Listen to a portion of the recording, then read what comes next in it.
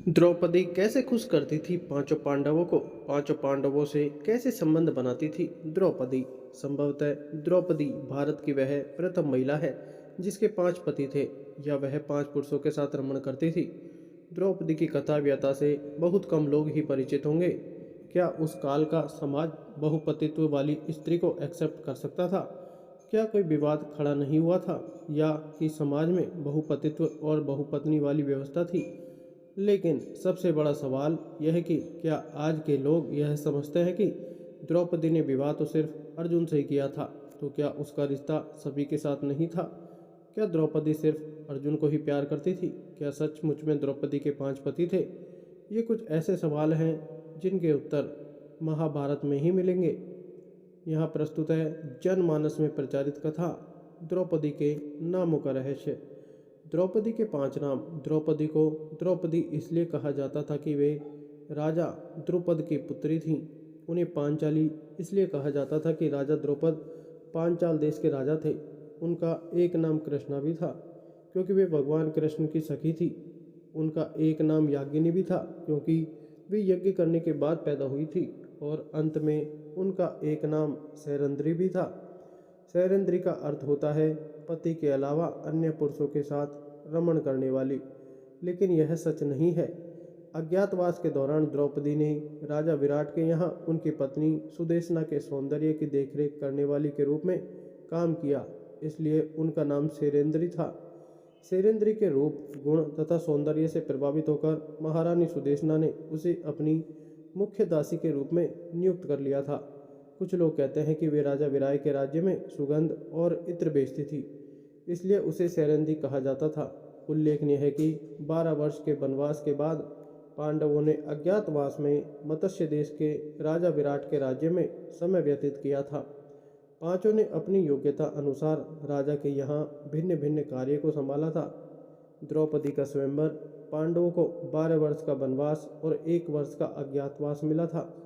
इस दौरान पांचों पांडव एक कुमार के घर में रहा करते थे और भिक्षाटन के माध्यम से अपना जीवन यापन करते थे। ऐसे में भिक्षाटन के दौरान उन्हें द्रौपदी के स्वयंवर की सूचना मिली।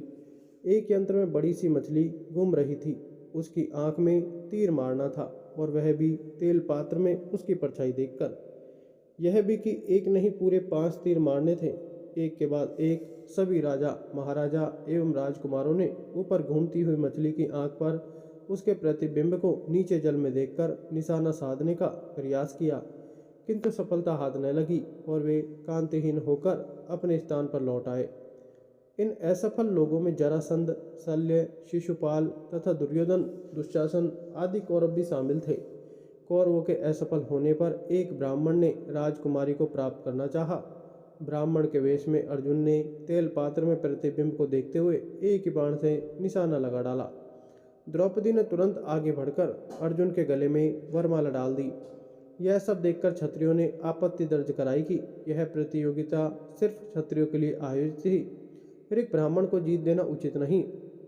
वहां युद्ध की स्थिति बन गई। राजा द्रौपद पंडितों के वेश में छुपे हुए पांडवों को पहचान नहीं पाए, इसलिए उन्हें यह चिंता सता रही थी कि आज बेटी का स्वयंवर उनकी इच्छा के अनुरूप नहीं हो पाया। राजा द्रुपद की इच्छा थी कि उनकी पुत्री का विवाह किसी पांडु पुत्र के साथ हो, क्योंकि उनकी राजा पांडु से गहरी मित्रता रही थी। लेकिन वह यह नहीं जानते थे कि यही पांडु पुत्र हैं। तब युधिष्ठिर ने एक तरफ ले जाकर राजा द्रुपद को अपनी सच्चाई बताई। राजा द्रुपद की खुशी का ठिकाना नहीं रहा। स्वयंवर की इस शर्त को अर्जुन ने पूर्ण किया था। तब कायदे से द्रौपदी का विवाह अर्जुन के साथ हो जाना चाहिए था। लेकिन किसके साथ हुआ द्रौपदी का विवाह? धर्मराज युधिष्ठिर की बात सुनकर द्रौपद प्रसन्न हो गए। उसके बाद द्रौपद ने युधिष्ठिर से कहा कि अब आप अर्जुन को पानी ग्रहण की आज्ञा दें। तब युधिष्ठिर ने कहा कि राजन, विवाह तो मुझे भी करना ही है। द्रौपद बोले, यह तो अच्छी बात है, मैं भी चाहता हूँ कि आप द्रौपदी से विवाह कर लें। युधिष्ठिर ने कहा, राजन, राजकुमारी द्रौपदी हम सभी की पटरानी होगी। युधिष्ठिर की ऐसी बातें सुनकर राजा द्रौपद बोले कि एक राजा की बहुत सी रानियां तो हो सकती है, परंतु एक स्त्री के बहुत से पति हो, ऐसा सुनने में नहीं आया है।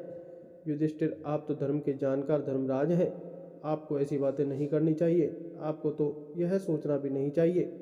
युधिष्ठिर के साथ द्रौपद इस बात पर विचार कर ही रहे थे तभी वहाँ वेद व्यास जी आए और उन्होंने राजा द्रौपद को एकांत में ले जाकर समझाया।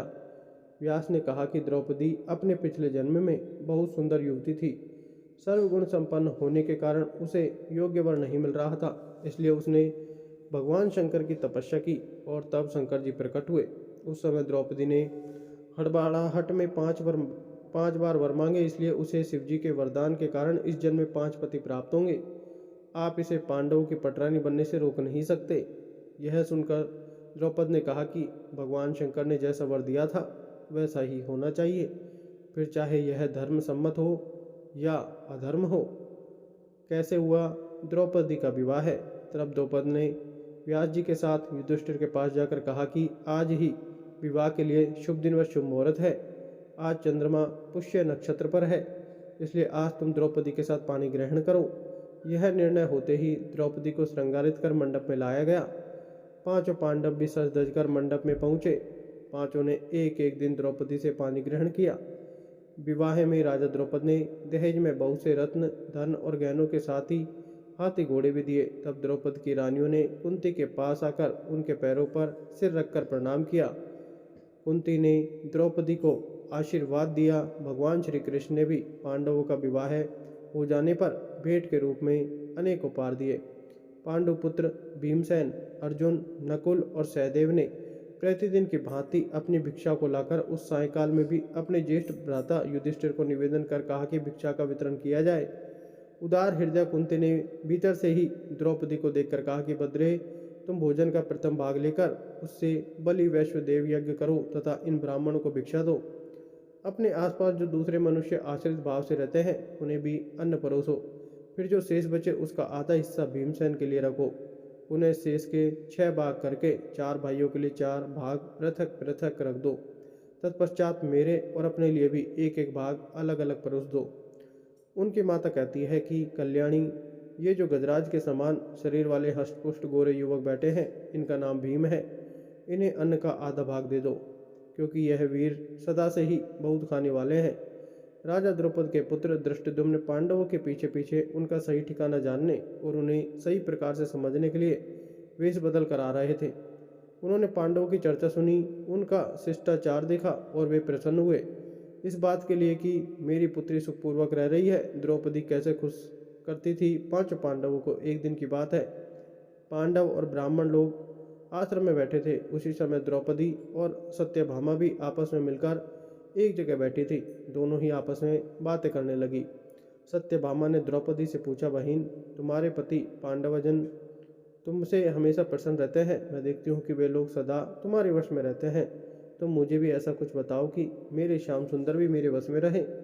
तब द्रौपदी बोली, सत्यभामा, ये तुम मुझसे कैसे दुराचारिणी स्त्रियों के बारे में पूछ रही हो। जब पति को यह मालूम हो तो वह अपनी पत्नी के वश में नहीं हो सकता। तब सत्यभामा ने कहा, तो आप बताएं कि आप पांडवों के साथ कैसा आचरण करती हैं।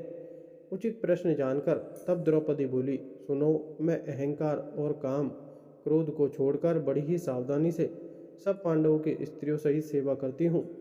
मैं ईर्ष्या से दूर रहती हूँ, मन को काबू में रखकर कटु भाषण से दूर रहती हूँ, किसी भी के भी समक्ष असभ्यता से खड़ी नहीं होती हूँ, बुरी बातें नहीं करती हूँ और बुरी जगह पर नहीं बैठती। पति के अभिप्राय को पूर्ण संकेत समझकर अनुसरण करती हूँ। देवता, मनुष्य, सजा धजा या रूपवान कैसा ही पुरुष हो, मेरा मन पांडवों के सिवाय कहीं नहीं जाता। उनके स्नान किए बिना मैं स्नान नहीं करती, उनके बैठे बिना स्वयं नहीं बैठती।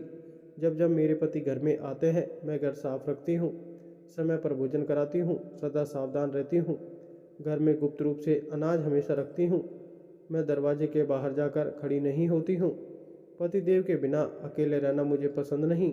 साथ ही सास ने मुझे जो धर्म बताए हैं मैं सभी का पालन करती हूँ, सदा धर्म की शरण में रहती हूँ। द्रौपदी के किस पांडव से कौन सा पुत्र जन्मा। द्रौपदी के 5 पुत्र थे। द्रौपदी ने भी एक एक वर्ष के अंतराल से 5 पांडवों के एक एक पुत्र को जन्म दिया।